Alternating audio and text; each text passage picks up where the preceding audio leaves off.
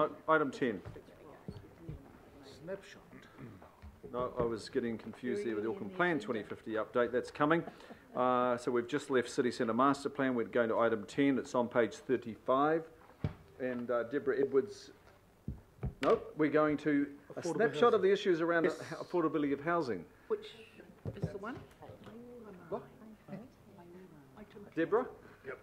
Welcome, and David Norman. So Deborah is our affordable housing manager, and David is our chief economist, and Phil Reid, who's manager of planning across the region. Thank you. Kia ora koutou. So firstly, just by way of an introduction, just a brief comment about the scope of the snapshot report. The intention of this report, as requested by the committee, was to provide a snapshot, and just a snapshot of the issues and opportunities for affordable housing in Auckland. What it aims to do is really just to set the scene so that there's a common understanding about what affordable housing is, about who it impacts, and some ideas about possible solutions.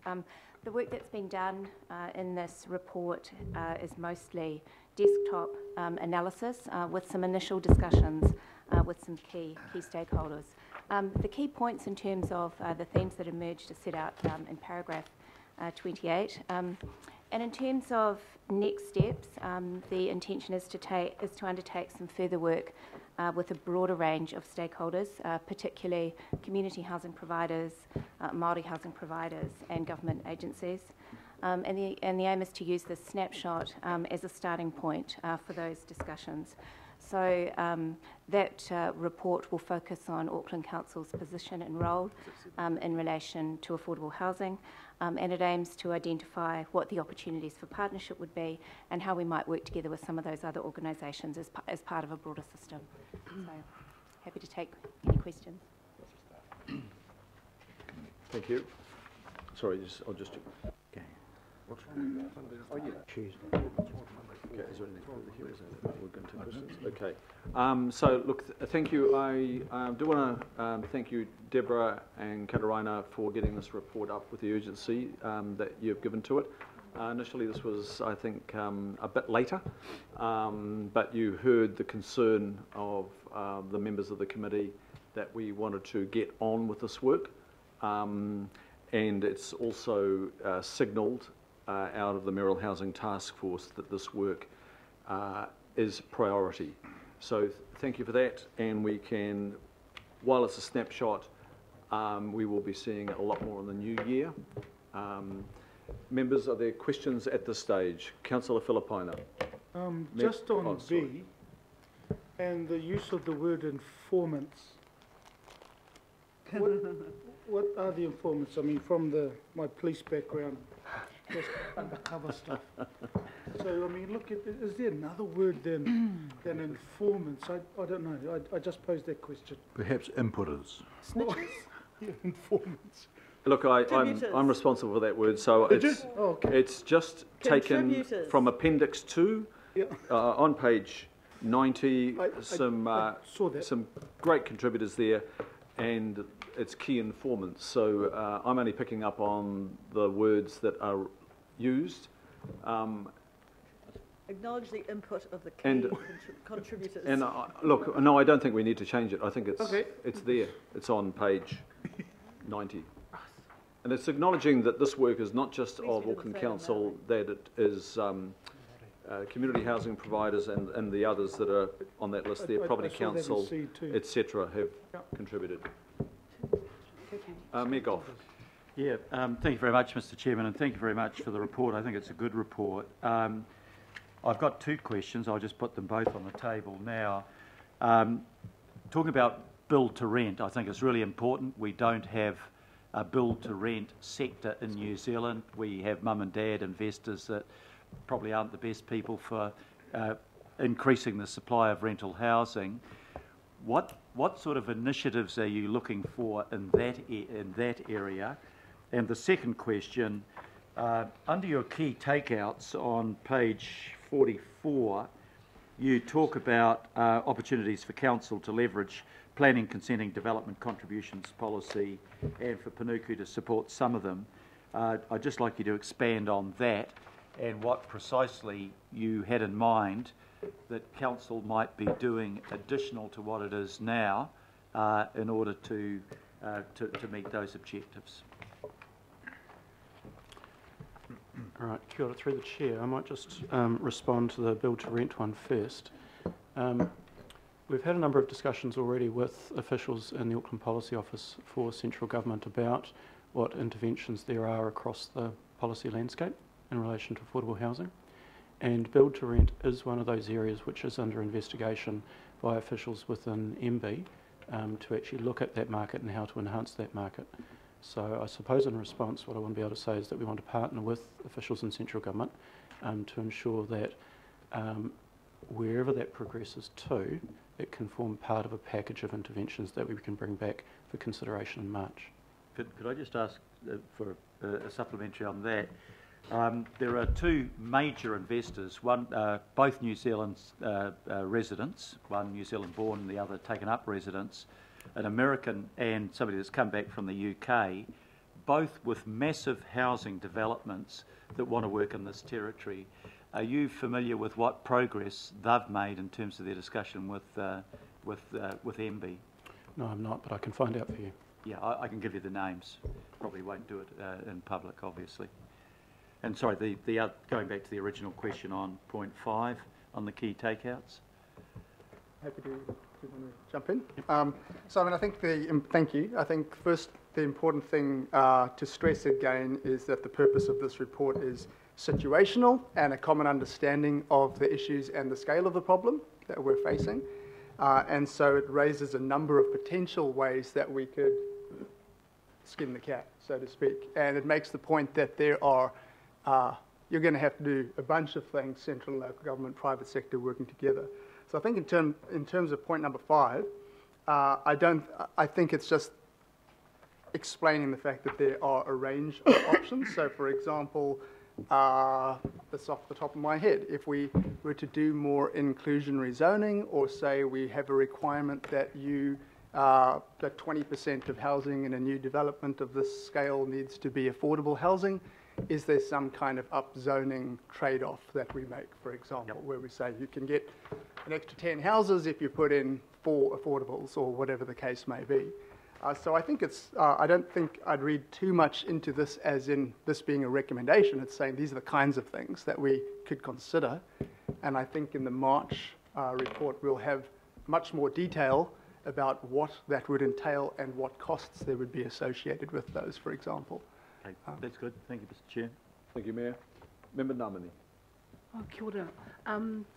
Just a couple of questions. Have you met with the IMSB yet, or in respect to the the housing action plan, Yes. or do you intend to? Yes, we have. You yes. have met. Yes. So there was they were one of the informants, the key informants, as part of preparation of the report. But my team is in regular contact with IMSB about the Kāinga strategic plan.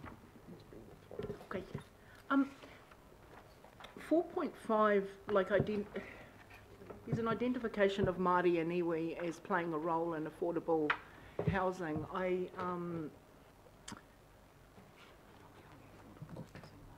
Are you going to explore in that space not only like Māori iwi as potentially like housing providers in the way that you perceive that, but you are engaging with iwi? Because I guess my point is, when we look at the affordable housing that's been delivered in Auckland to date, Māori have really been leaders in that space. I'm just wondering if you're taking full opportunity of that yet, or do you intend to, rather than perhaps thinking of them as community housing providers in their own right? They're delivering affordable housing across Auckland already now. So we've certainly identified Māori housing providers as one of the key stakeholder groups that we would be wanting to work with as part of the next phase of this work.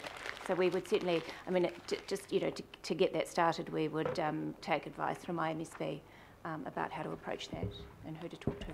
Okay, Can I just add to that? I think the point you're trying to make is that obviously you've got Māori within the Papakāinga space and so on, but you're saying more generally, more broadly, Māori are delivering affordable market homes as well. Is that right? Yeah, so I think that would be Māori are delivering affordable just as housing Māori in Auckland. doing business and delivering affordable homes as well. Quite specifically, iwi-driven leadership. Yeah.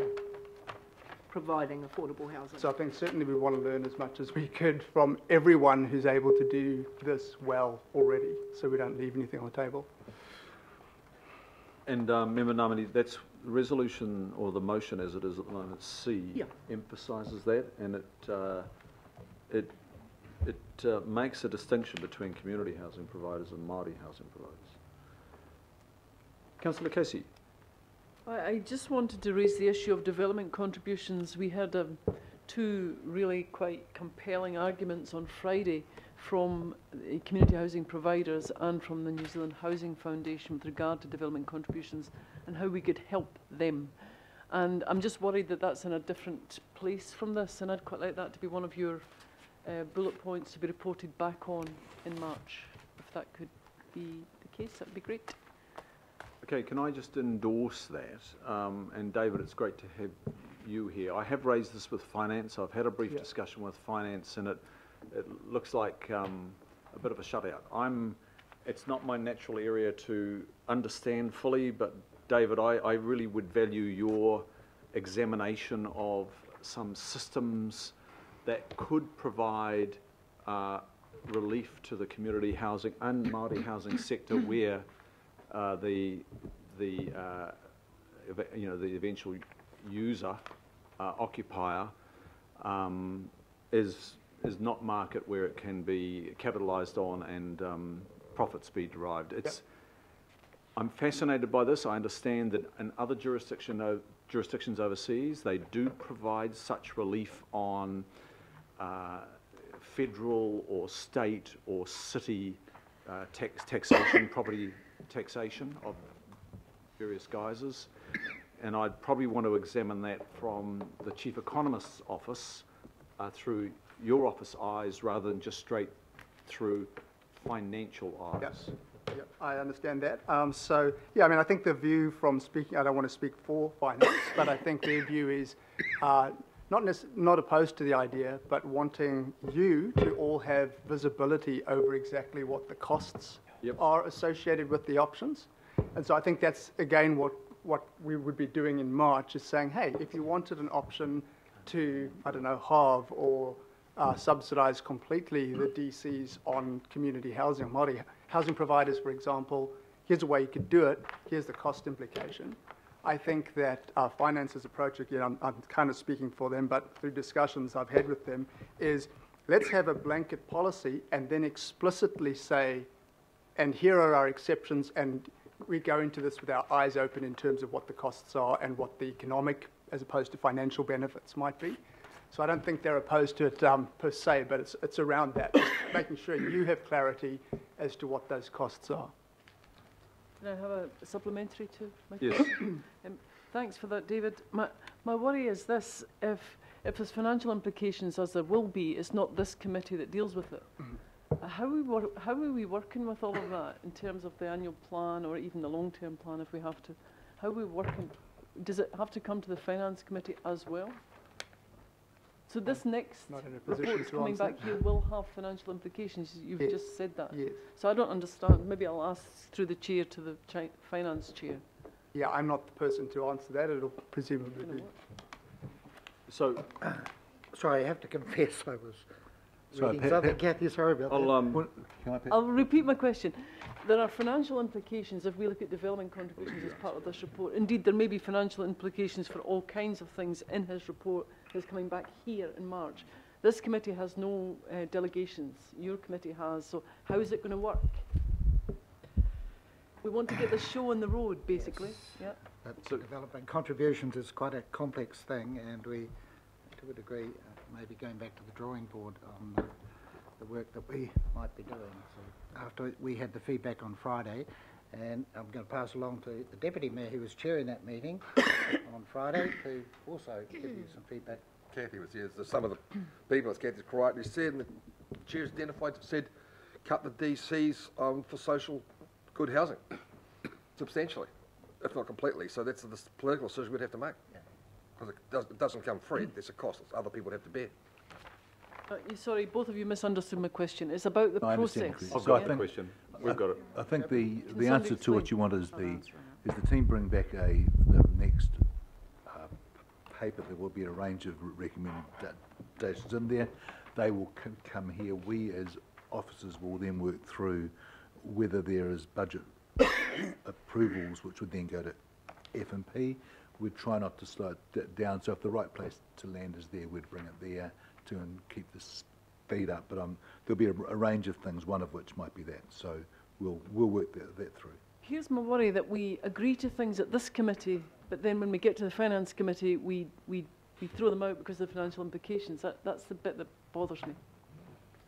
For that, we do that with just about all the committees, though, Environment and Community Committee, and it might have a financial implication, and then it needs to be checked off. It can be recommended to the Finance Committee, but it's up to the Finance Committee to resolve whether it is willing to proceed. And then you've got your annual plans and 10-year budgets as well. So I don't think that's anything new. That's so it's regional strategy and policy here, housing policy, and Environment and Community Committee doing their equivalent. But ultimately, if there's something to be paid for, it needs to be in a budget and addressed by the Finance Committee. If it's any further consolation or any consolation, so I am working with Andrew Duncan and Ross Tucker all the time on the DC stuff, so I'll make sure that we keep them apprised of what we're doing here so that we can try and line it up as closely as we can. Brilliant. Thank you. Deputy Mayor Cashmore. Well, thanks very much. Team, I'm well aware that this council and the previous one have been working hard with MB to try and get some changes through quality work done, risk profiles, the alleged building code, the Building Act, and we just sort of came up against a bureaucratic brick wall in Wellington, and we just keep chipping at that. So it'd be just to get some more feedback on that through this report, because the actual cost of the build, where the risk lies, could account to 35 to 40% of the value of any home, and that rest is obviously land and stuff. But that's one of the big pieces here. Is they can build stuff for under half of what we pay for per square metre overseas. Perhaps I might respond to that. So under the urban growth agenda that central government's got, there are quite a few work areas that touch on affordable housing. They are being led by different ministries, so yes, some are led by MB, some are led by the new Housing and Urban Development Ministry, and others are led by Ministry for the Environment. One of the tasks that we've got is to look at the complementary nature of the packages and the timing of those packages for when they're going forward, and that's one of our tasks that we've got leading into March, to be able to look at what packages can be formed up and how they can then be deployed, because like the development contribution side of things, there could be plan changes which take time to deploy, and equally changes to building code as well. So we can come back with some of those timelines. Because there are some very big wins here, Mr Chair, if we get that work with the government when you come to land on a sensible, sane place. I should add here that, Penny Pirrett is leading some work to try and join up what we're doing with central government. So I'm doing a little bit of work to help with that too. And what we're trying to do, so we've got we've got MFE, we've got ME, we've got MHUD in the room. We're looking at things that we can agree on and can actually progress. And we're very aware in that group of this stream of work, and we're trying to make it line up again as well as we can. Thank you. Councillor Sayers. Thank you, Chair. Had a very thorough read of your report. And I raised 4 or 5 questions for me. First one being, what can council do itself to help the housing affordability? Well, I think that's the intention of the next phase of work, is to come back with some options to specifically address the question around what Auckland Council's position and role should be. Yeah, So there's a kind of menu in the initial snapshot report, Yeah. and we'll look more closely at what those options are and come up with some recommendations. Great. Yeah, so the Mayor's question earlier about that, that paragraph 5, where we kind of mentioned some of the things Yeah. we could do, but we're not in a position to say, this is the one we should do and exclude all these others Okay. until we've actually looked at what it's going to cost and what the gains are that we think we'd actually get. Very good. Thank you. There are things we can do, but many more we need to work with central government on. The definition that we've got of affordable housing there of the 30%, what does that quantify to in terms of a house price? It's trying to work. I'll do some quick maths in my head. So median household income is about $100,000 in Auckland at the moment. That would mean that you're spending around $30,000. Well, we're defining affordable as you're spending no more than $30,000 a year on your housing.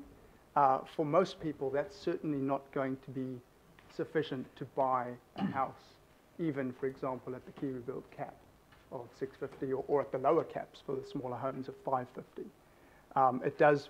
So we've been very careful. In fact, you asked a question, I think, on this when I spoke to the council of the GB a few months ago about how we define affordability. And so we've been very careful to incorporate both the meanings of affordability. Often in the New Zealand context, when we talk about affordable, we mean ownership.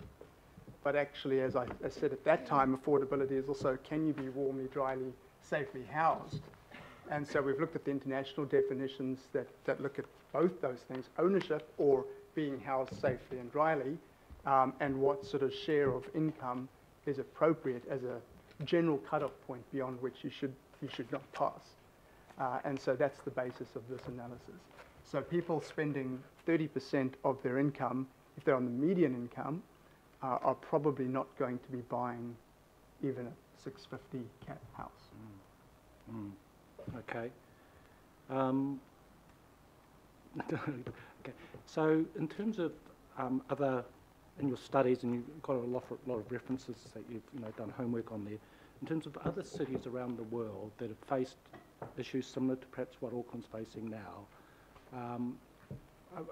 in your paper that you're putting forward in March, I guess this relates to now, have you already identified or will be identifying those cities and taking the examples of out of those to share with us? That's precisely the idea. So there is, so we've had some help given the short time frame on this. Yeah. That's where all the reading down the back comes from. Yeah. And we've identified some promising areas that we think are worth further investigating. That's what we're highlighting here. But yeah, there'll need to be a lot more in-depth work looking at why did it work in those cities. So we've highlighted in this report the way you design your program. You don't just say, let's do inclusionary zoning or let's do whatever. The actual details matter, and so we'll be looking at the actual details as where they have succeeded internationally rather than just a blanket, yep, looks like it worked in City X, Okay. because the detail really matters. Yeah. Thank you for that. And just a final question. I'll speak to it later, Chris, but in terms of our Auckland's ranking in the world in terms of unaffordability, where do we stack up on the global scale? What ranking are we? I don't have the answer at the top of my head. I can tell you in terms of affordability defined as house owning, very badly. We're in the bottom few in the world, and that's even throwing in places like Hong Kong and the likes that are always worst in terms of affordability to buy. In terms of affordability to rent or to be housed safely, warmly, dryly, these are my words, not the reports, but we do a bit better on that as a share of income on that measure. But I think what we've tried to draw out in this paper is that there are a large number of people who can only rent in Auckland, and even within renters, spending way more than even that 30% of their income on renting. And but who are earning too much, perhaps, to be able to get formal help through the social housing programs that we have and other kinds of assisted housing. That's where we've identified one of the biggest challenges. And that seemed to be particularly relevant to Maori and Pacific Islands. Yeah, exactly.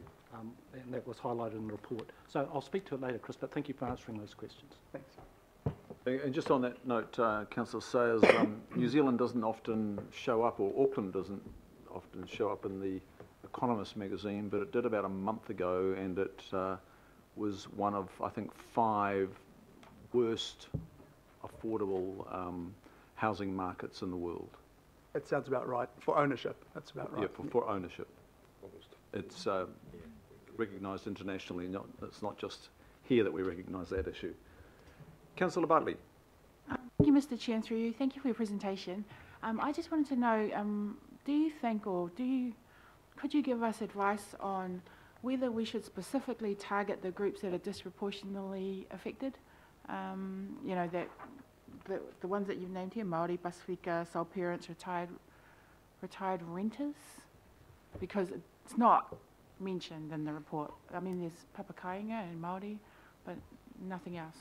Thank you. I think one of the things that we tried to bring through in the report is a better understanding of the people that are affected and what that means for them, what the impact is. So I would expect that in the next phase of this work, when we're looking at possible solutions, that yes, that would take into account the people that are most vulnerable or that are most adversely affected by this problem. Absolutely. I was just asking, thank you. Not just take into account, but you know, just specifically target how we can raise the numbers in those groups. Yes, I mean, this work is targeted specifically at increasing affordability, or the provision of affordable housing. By definition, it means that those who are currently disadvantaged by not having access to affordable housing, and where Māori and Pasifika, for example, are overrepresented, that is exactly the group that it's designed to target. So we need to make sure that that we are delivering to the people who at the moment cannot afford affordable housing, and given the overrepresentation of Māori and Pasifika in that group, that will, by definition, mean that it's going to aim specifically to assist in that situation. I think through the Chair, there'll be a number of criteria that we'll need to have to evaluate the package of solutions that we put forward. So not only those most in need, but geographic implication across Auckland, as well as the implication of whether the intervention supports more at the ownership model or the rental model as well. Member Namadi. Oh, this is just to close off previously. I just note that the IMSB isn't noted as a key informant, but you did mention that they were. So I wonder if you could perhaps include that in Appendix 2. Sure. Thank you for that. If we can just check if there are any other parties not appearing there, if we can make sure that they're appearing there as well. Thank you, Member Nominee. Councillor Hills. Hey, thank you, Chair. Thank you for what is a pretty thorough report and take.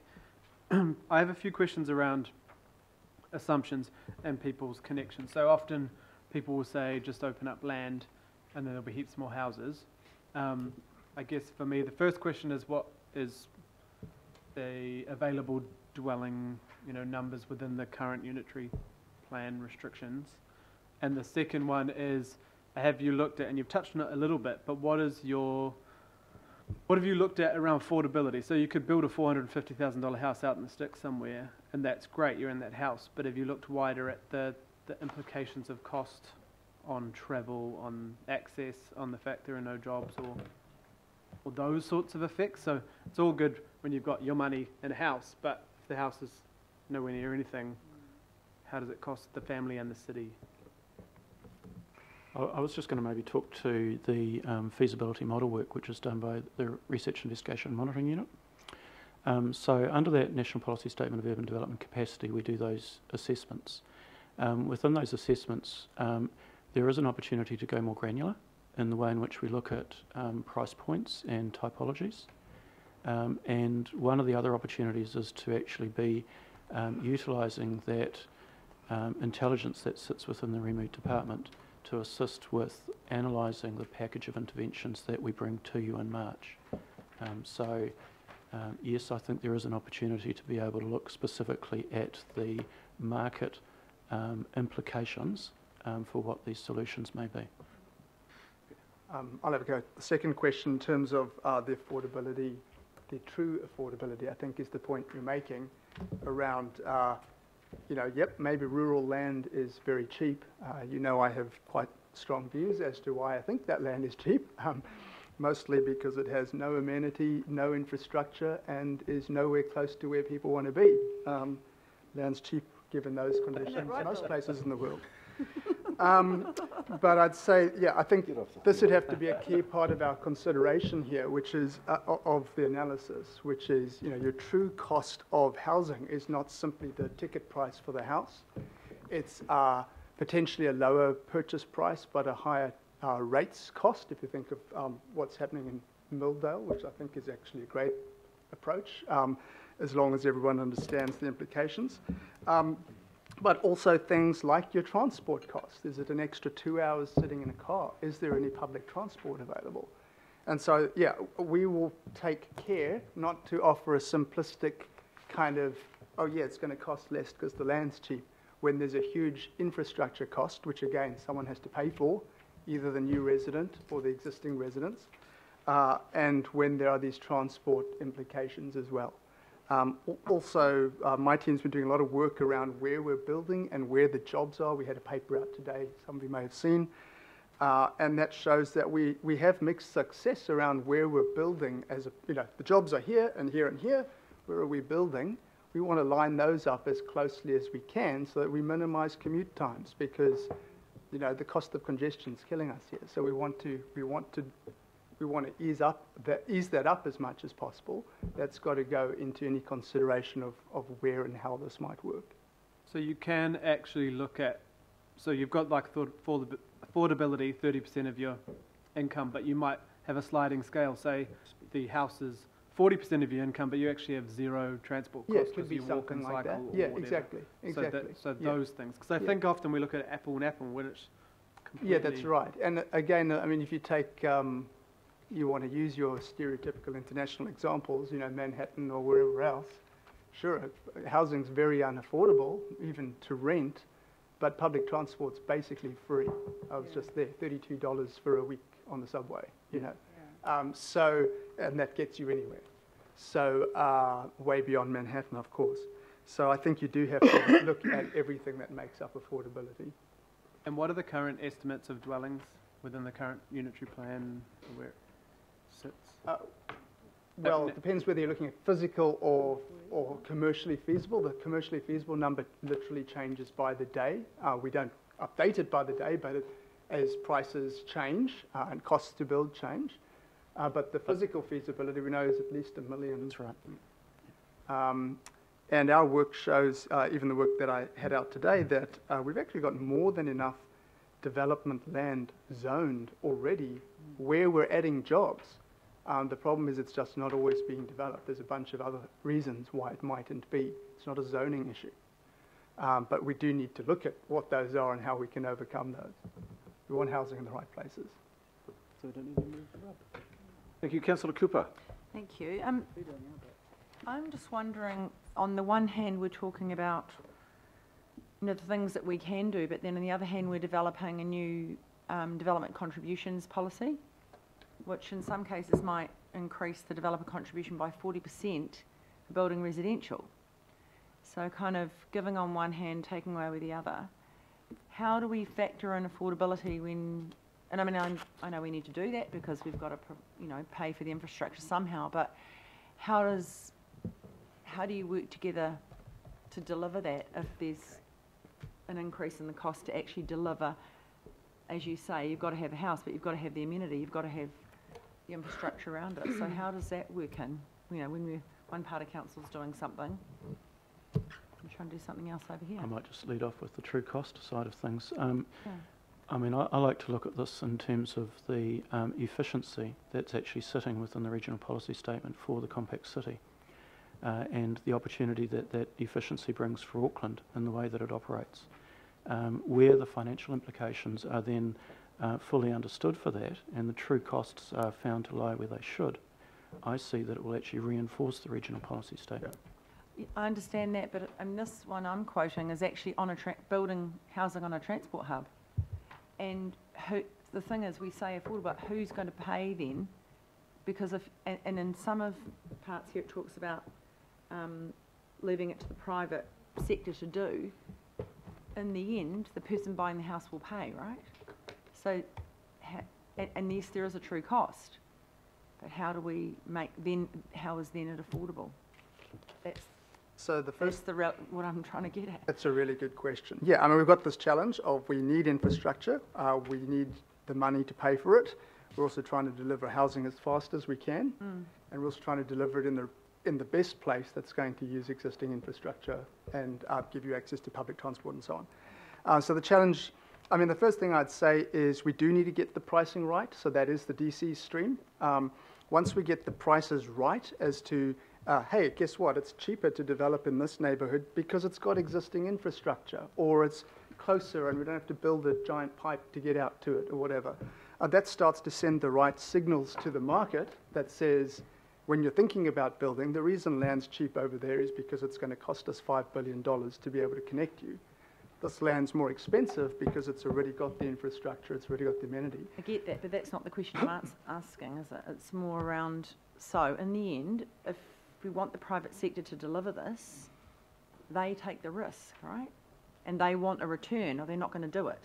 And so that's, how do we address that dilemma? I mean, if they are going to, we're asking them to keep things affordable, but are they going to, they're not going to absorb all the costs, are they? They're going to pass it on. Well, they will pass on every cost that they can, like every business does. Exactly. In the end, though, any one individual player is a player within the market. They're basically a price taker. The price is set by the market.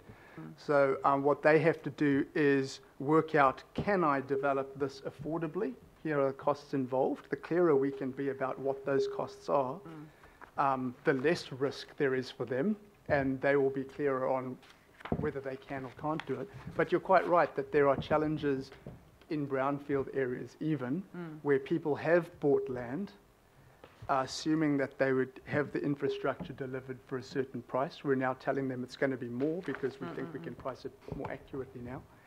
And so they've made a business decision that's kind of backfiring, but does challenge their ability to actually develop that land affordably. You know, I've said this before, but you could take the harsh view and say, well, you made a business decision like every other business. Yeah, but in terms of us getting more affordable housing faster, yeah, that's a real challenge. No, I'm just talking, in this particular case, this is already developed, and it then will turn to mixed use on an existing transport hub. So it looks like nothing much more to deliver except the housing, but it's 40% increase in DC, so it's quite interesting. But anyway, that's another dilemma we have to probably deal a with. Debate for a different committee. Oh no, because it's all connected, isn't it? Okay, no other questions on this question, Councillor Hoss? Yeah, sorry, I think I thought I was going to speak, but I do have a quick question, and I apologise for coming in a little bit late, just dealing with a slight emergency. With the UDA and the connection and the overlap between the UDA and this is kind of really important. Have we covered that? Well, we actually we haven't seen the bill for the UDA yet. We've had some, offline discussions with the minister, some of us at the minister's invitation, but that's as much visibility as we have over the UDA at this. But I actually have asked the staff in the new year to update us on developments with the UDA now that it has been made visible as of Saturday. Because I guess, Mr. Chair, just checking my thinking, I think this is fantastic work, but in reading this, and I don't know whether I'm missing something, the council's role in the provision of affordable housing, we're a minnow in this. We're an enabler, we're a collector of ideas, we're a facilitator, we're a bringer together of discussions, but we need to be really cautious about promising that we will deliver affordable housing, because that's not we can't, and neither should we say we can. Sorry, I'm going into maybe I could make this my speaking turn and then I'll wrap it together, because then I'll finish, because I need to go.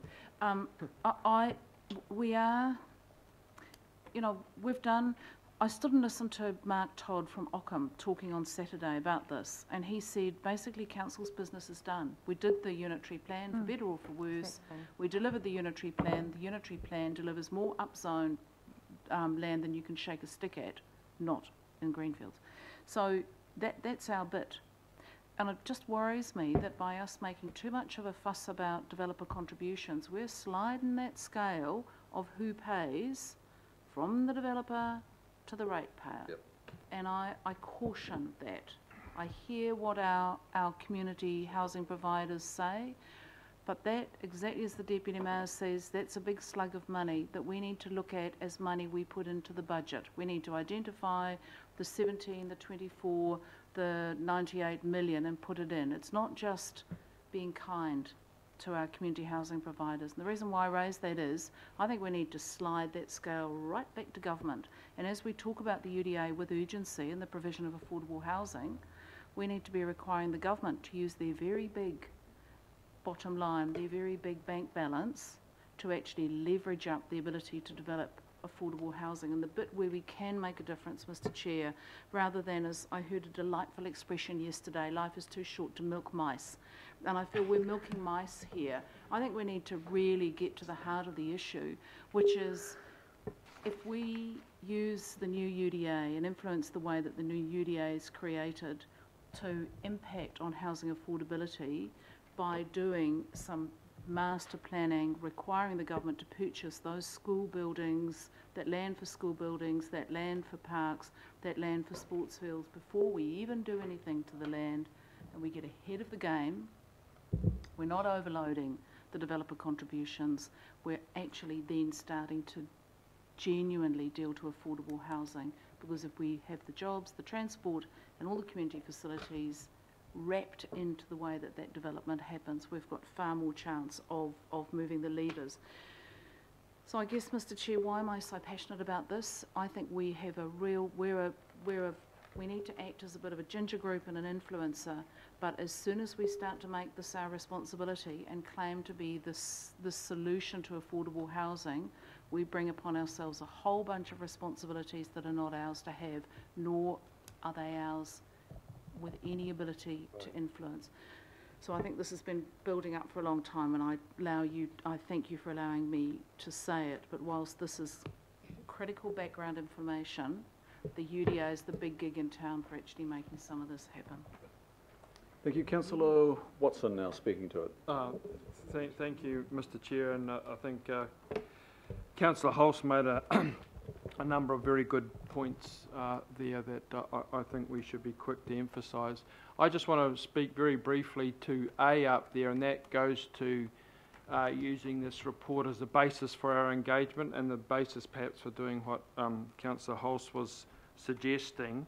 And in that respect, I think this is a very useful report, because it actually spells out or makes explicit a number of the things that everyone knows, but sometimes we're a little slow to articulate quite as clearly and as loudly as we should.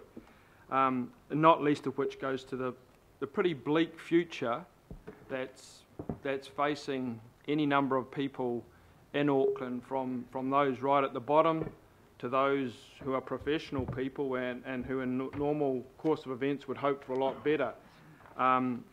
We have over 40% of our people now renting. We have a situation even within that rental where most of the people will no longer be able to afford to buy a house, and we have people being pushed out into cheaper and inferior rental. And we all know the pretty grim pictures from South Auckland, but even in other suburbs where you wouldn't expect it, you know, sometimes quite reasonably affluent suburbs. I think of some of the places up in Whangapraia where there's a whole swag of people living in like sheds, you know, like there might be quite a nice neighbourhood, but they might have 3 or 4 sheds and someone's renting them out, you know, and there's about 10 cars in the street, and the people keep a low profile, and it's pretty clear, a little bit like the situation in South Auckland, where people aren't going to beat the drum about these substandard conditions, because that's all there is, and they don't want to get chucked out. So I think it's it's important to spell that out, and our report does this well, and I think including the effects on education, health, you know, what that means. It's not just housing, it's these conditions that are, you know, fundamental to human existence. And the other one that we do mention, and I think is important, is that a lot of people, young people, feel there's no future for them in Auckland, certainly not as far as home ownership goes. And by young, you know, we're maybe talking about people up to 40 or 45, not just people that have left secondary school going through university. And that's going to take, you know, quite some time to turn that around. So this has long-term implications, and I think up until now, you know, we've been a little guilty of just sort of somehow thinking that it's going to be all come better in 5 years, or there's going to be some kind of magical panacea for it. That clearly isn't going to happen, and we have contributed to that in some ways through the expectations of the unitary plan, that just by rezoning and by bringing in different housing typologies, that suddenly there's going to be accommodation or units that are accessible to those people that were in here a couple of years ago who were, you know, getting quite upset at the fact that people were objecting to rezoning out east, and the notion being that somehow that was denying the people accommodation or housing. That hasn't happened. You look around any particular ward in Auckland, the typologies have in fact got worse. So in Hobsonville, which is held up as a bit of the poster child for Auckland's future, you have terraced housing that's 800,000 to $1 million, you know, and that's where someone's making a lot of money out of that, because you have 6, 7, 8, 9, 10 blocks of identical housing getting reproduced on land that was bought a long while ago, and going for nearly $1 million. Apartments, $700,000 or $800,000. You know, so we did say to people, well, if you'll have to start on the property ladder, you'll have to start with an apartment. If only that was the chance. So that hasn't come about. So that typology argument that was put up through the unitary plan has shown not to have worked in the way that people were perhaps at the time led to believe it would, and that's not been a very positive outcome. So I would just say that this is a good report that spells out the reality, spells out the programs that need to be taken up with lower cost homes, with helping people in the rental market, and assisting with partial or progressive home ownership. So we need to advocate that to the entity, which is the government, of course, that needs to address this situation. It's the same overseas. So we talk about overseas examples. Some countries that are not nearly as advanced as New Zealand have been quite successful in that. I've quoted before the example of Chile, where they were whacking out 100,000 houses at one point at a far, far lower cost proportionately than we will ever manage to do. But what it did have was political commitment, a recognition of the difficulty, and a determination to actually make a meaningful difference over time. So I agree with Councillor Hulse. I think we need to spell out very clearly our limitations at the same time as we spell out the true extent of the problem that we should know best as the people representing Auckland, and we use that to engage forcefully and regularly with the government in the manner that I think is implied by the resolution. Thank you, Councillor Watson. Councillor Casey. Thanks, Mr. Chairman. As one who was in the Let's Do It Now mould with the notice of motion on retained affordable housing, I do appreciate the complexity of the matter and that you're working through it very carefully and will be bringing us the financial implications. But there's something been bothering me, and I've just figured out what it is. One of the strands that we've got coming back to us in March is advocacy. By that I mean legislative advocacy. And we don't need to wait till March. We don't actually need it in the same, it's not in the same bucket as the rest. You know, the tools, I do understand you need to talk to all the stakeholders. But and this is the same speech I've made before, and I'm glad Phil's here to hear it again, because we need to advocate really strongly with the government. We hear from Phil Twyford every week about what he wants. He has yet to come to this chamber to find out what we want from the government. And in terms of affordable housing and homelessness, my list is long. And it's been here a long, long time. And I could write the bills. In fact, I've got a couple drafted if he's listening in. So I don't know what I'm saying. I'm saying I don't want to wait till March to look at the advocacy on different pieces of legislation. And that's not just homelessness. It's rights of renters, it's boarding houses, it's all the stuff that we've been going on about for years. And who's doing the political management of this? It's not up to the mayor in a back room. Sorry, Phil, it's up to us. And what I'm saying again is I want to have the chance to eyeball Phil Twyford. If he wants his UDA and wants stuff done to us, then there's stuff we want from him. We want it yesterday, not in March even, not even in March. There's stuff that can be done really quickly, and we are still leading the way in homelessness. We will have our strategic plan for Auckland before the government has a national plan or a target or any funding ring-fenced to end homelessness by a target date. So where's all that? And it's nothing to do with your report, although you have raised it. You've got advocacy in here and legislative means. So, Mr. Chairman, this cuts across all different kinds of committees and the mayoral office, and it's still not being handled to my satisfaction. So what's the answer to that?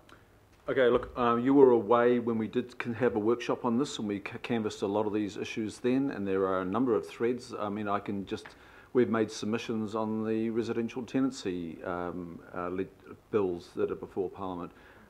So there's a whole raft of things that, look, we probably need to have a bit of an A4 on what is underway, and you've seen the mayoral housing. I think that was when you were away too, the report that came, governing body on the mayoral housing task force and the various strands there. So look, I'm sorry you couldn't make that one. We all have to take some time out of this place, but I know a lot of the issues that you're addressing have been addressed by either this committee or the governing body or finance at different stages. But maybe we just need to get a bit of a brief A4 together as to who's doing what and who's responsible as they are progressed.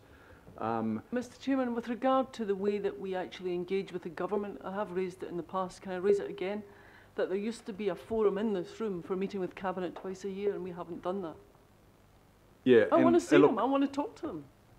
And look, I used to go to those as well, and I think they were one of the most ineffective forums that I've ever witnessed around the council table. That was the government of the day, though, you're talking about? No, from the council side as well. Totally ineffective. But that's my personal view.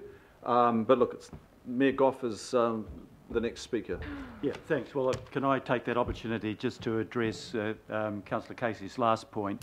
We're not waiting till March. We started more than a year ago with the Mayoral Housing Task Force, which is consistent with one of the major recommendations of how you effectively deal with housing problems in this report, which is to get the local government together with the central government, together with the private sector, together with the community housing group.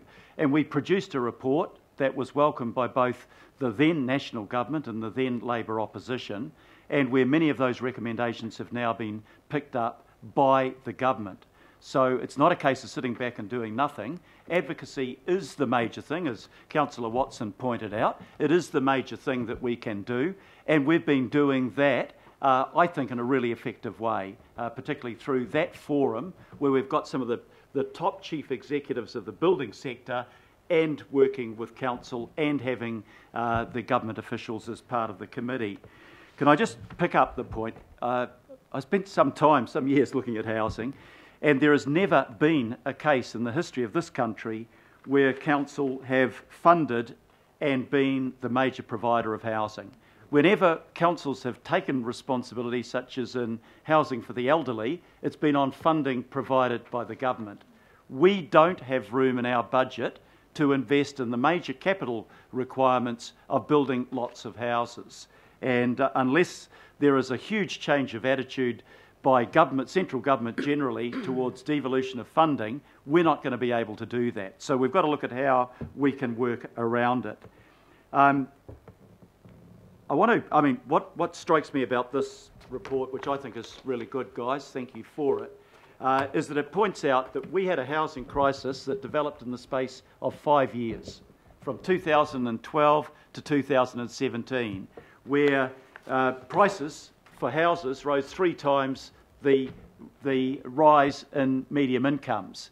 And a person on a medium income in 2012 had access to 50% of the housing market. By 2017, adjusting the medium income up, they only had access to less than 1 in 5 houses. And that was because there was a huge level growth in demand and there wasn't the supply to meet.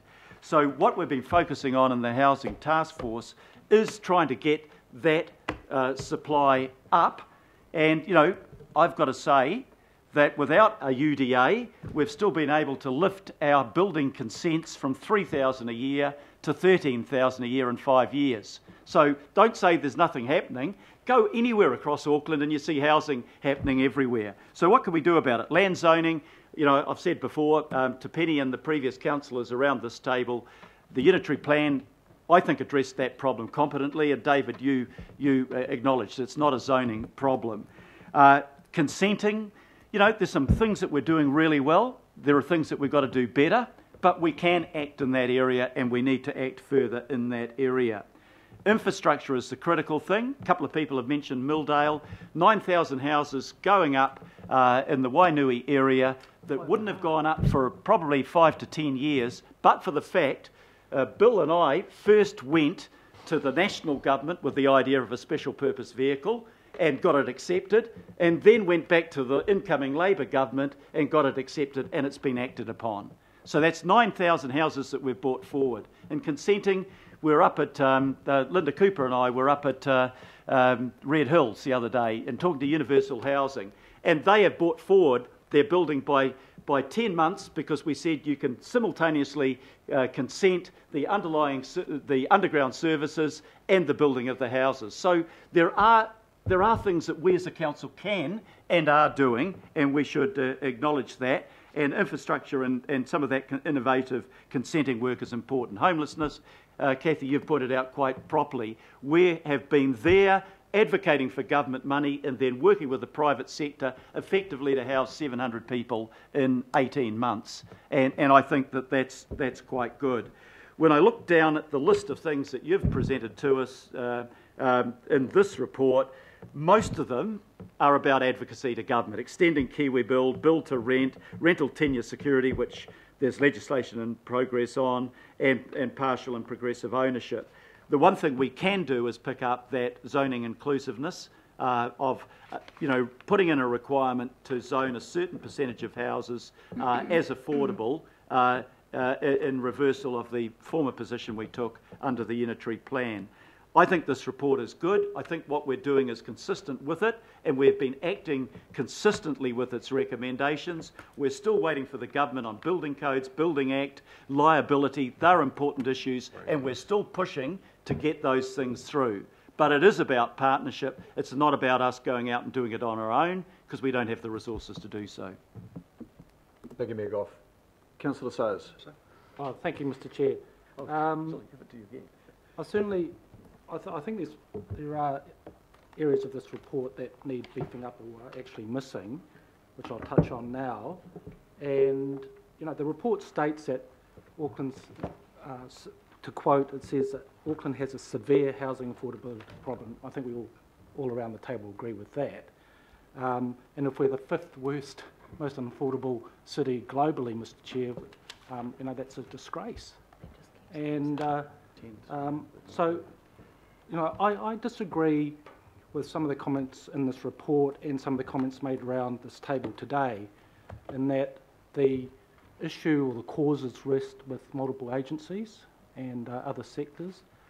I think we just have to have the courage and the boldness to look at the root causes and what can Auckland Council control itself, and what Auckland Council can control itself is to have a look at its over-regulate or restrictive planning rules, and I'd particularly point towards the artificial rural-urban boundary as a growth limit. Which is within council's control. I'd also look at the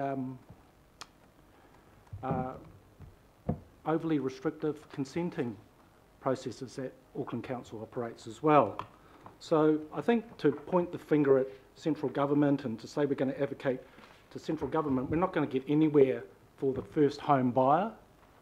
What we need to do is look at ourselves and be bold enough to actually do that. So I hope that the report that comes through in March touches on those aspects that I've just mentioned. Dealing with housing affordability is a moral imperative. It's probably the single most important moral issue that Auckland Council faces. And, you know, a successful city isn't measured by the price of a house, it's measured by the affordability of its houses. And in that score, if we're fifth worst in the world, we've failed. Auckland has failed. So, as Auckland Council, I think that we need to, as I say, go back to the drawing board and look at our own political will, which I think is missing from this report in terms of have we done something, what have we done to create this situation, and what can we do to fix it? What's within our control? What are the things that we can change ourselves? What can we do for ourselves to look after the first home buyers? And to be suggesting that more and more people will just have to rent without addressing the fact that that just drives a wealth gap in Auckland wider. People need to be getting into properties and buying them. So look, I think in closing, Chair, I'd just like to emphasise that, you know, just our moral responsibility to look at this as an Auckland Council, and I don't think that's covered thoroughly enough in the paper. Thank you. Councillor Wayne Walker. Yeah, got a few comments. I'm assuming we're making comments now? Yes, that's where it's at. And I just want to address a few issues on page 17. What are the causes? And there are a number of things there. It's page 17 of the report, if that's what I'm looking at. What are the causes? Am I in the right place? And there are a number of things that are missing there that I would have thought we might have picked up on. We know that there are a significant number of empty houses around Auckland. In some locations, you'll make a tour and there aren't too many lights that are on. And that includes newer areas such as Millwater and maybe Milldale in the future. And my understanding, and I could be wrong, is the number of houses there weren't 9,000, I thought it was closer to 5,500, so I'll just mention that now. There's the issue around speculation that goes to what I've just said. There's the SHAs, the special housing legislation that the government put in place, which I would suggest dramatically accelerated speculation in those areas and has pushed up the price. There's the impact of Airbnb, which globally in many cities is having a significant impact and effectively taking housing out in areas that residents might otherwise want to have because you just can't compete with the Airbnb model. There are the bigger houses and the like. So I just bring to your attention, Mr. Chair, that around what are the causes, obviously there are a number of things there, and probably the biggest cause, of course, is the immigration that the government has allowed. So I'd like to see this report filled out. I don't know whether it's too late or not. The other issue that I think John Watson has mentioned on occasion is the issue around sweat equity and shared equity and the like. And as much and all as there might not be a place for the council to have a really big role, we own a little bit of land. We've got some relationships with developers like Manson's and Ockham and others. We could probably put together some exemplars of sweat equity, of shared equity, very, very quickly, at very little risk attached to us. I would suggest very, very little risk, because I'm sure they'd be snapped up just like that. And then we could point to the government in terms of advocacy and say, well, we're doing it, why can't you do it? And I'd put that challenge out generally to Mr Twyford if he's listening, and hopefully he is. And yes, I'd agree with Councillor Casey. Let's get Mr Twyford around the table and some of the other ministers. So Phil, if you're listening, I'd really like to pin you down for a date next year. It's Christmas coming up, so this year's gone, but let's have a session with government next year anyway. Thank you. Look, I think that draws this debate to a close. Mayor Goff, thanks for reminding us of the work that the Mayoral Housing Task Force has been doing on this for a very long time. I remember when you kicked off the Mayoral Housing Task Force, the scope was about supply. But we got into it and we realised, no, we had to address affordability, and we did address affordability, and we made some pretty firm recommendations there. We also understood that the council role was one of strong influencer. It was not about going out there and being the grand investor and embarking on a bricks and mortar program to solve affordability. But there was a key role there that the Mayoral Housing Task Force highlighted that the council should take and will take, because previous administrations had ignored the question of affordability. Under the Hasher legislation, it highlighted supply, affordability and skills and capacity of the industry. It focused on supply. It ignored the other aspects. Both government and this former council ignored affordability. Oh, that's not fair. No, that is the absolute truth. And I know it gets a little bit testy here, but that is the fact of the situation. Affordability was ignored. There were no subsequent reports on addressing the key directions of the Hasher legislation. It was about the SHAs, and we know that they did not deliver. Even the UDA that's just been announced, it is not necessarily the saviour. It will be a major contributor, hopefully, subject to detail, but the private sector is always, and the community housing sector is always going to be the major provider of housing.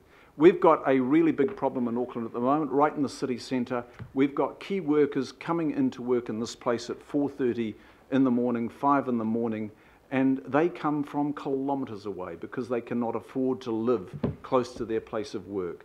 So, look, I think one of the parts of the report that I homed in on is that is the requirement of ongoing political leadership.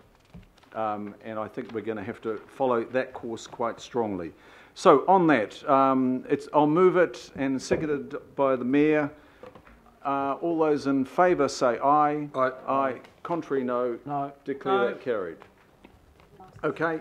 That's on the basis that there's some stuff missing. Well, now